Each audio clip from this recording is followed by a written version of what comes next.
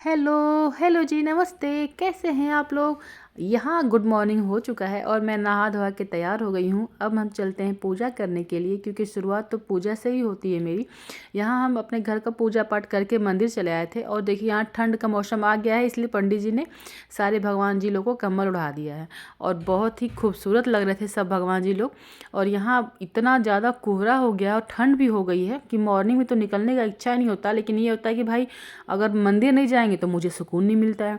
हालांकि हमारे घर में डांट मुझे बहुत पड़ती है, मेरे पति और मेरी जो मम्मी मेरी हैं वो भी बहुत डांटती है, कहती है कि बेटा मत नहाया कर सुबह, मॉर्निंग में इतना सुबह मत जाया करो, क्योंकि थोड़ा सा हमको ठंड से दिक्कत है, कमर उमर में पेन होने लगता है। लेकिन कोई नहीं। और फिर उसके बाद मैं यहाँ पे पराठा बना रही थी आलू का, क्योंकि भाई ना खाना में तो मुझे आज कुछ अलग ही खाना था, तो पराठा, दाल, सब्जी, चटनी, यही सब मैंने बनाया था। और आइए आप लोग भी खा लीजिए अगर खाने की इच्छा हो तो। और बहुत ही टेस्टी बना था। गर्मा गर्म आलू का पराठा तो भाई आप चाहे सॉस से खाइए चाहे चटनी से खाइए, बहुत ही अच्छा लगता है।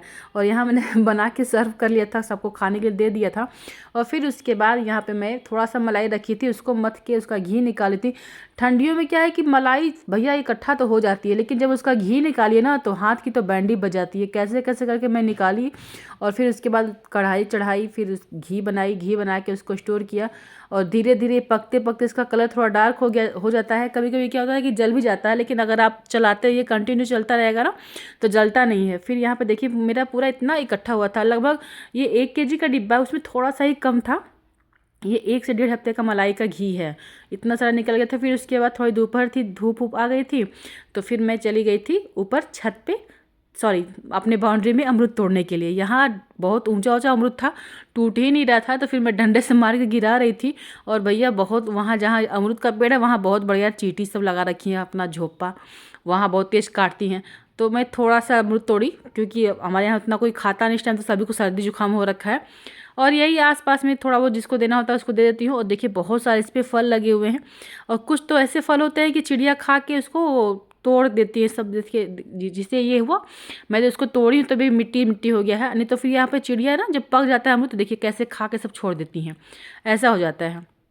फिर उसके बाद यहाँ से मैं उठी तो फिर गई गाजर का हलवा बनाया, क्योंकि ठंडियों में तो गाजर का हलवा बहुत अच्छा लगता है, तो मैं बनाई उसको। और उसके बाद फिर हम लोगों ने खाया भी।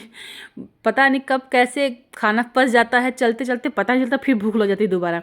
और फिर उसके बाद ये दूसरे दिन का थोड़ा सा मैंने शूट किया था। कोहरा बहुत ज़्यादा था और मैं क्या करती, छत की सफाई करती, क्योंकि हम लोग का क्या होता है कि हाईवे पे ही घर है, जिसकी वजह से ब्लैक वाली डस्ट बहुत आती है। तो वहाँ हम साफ़ सफाई कर रहे थे, और उसके बाद बहुत ज़्यादा धूल मिट्टी भी हो जाता है ना, तो अच्छा नहीं लगता है। और उसके बाद फिर हम यहाँ कपड़े थोड़ा सा वो भी धुल के डाल दिए थे। हालांकि धूप नहीं हुई थी, लेकिन फिर भी हम अपना जो काम है वही करेंगे। घर बहुत बड़ा मेरा है, मेरे ससुर जी ने बना रखा है, जिसके हिसाब से साफ़ सफाई भी करनी पड़ती है। भाई उनका काम था घर बना के देना, और साफ़ सफाई करने की जिम्मेदारी हमारी होती है।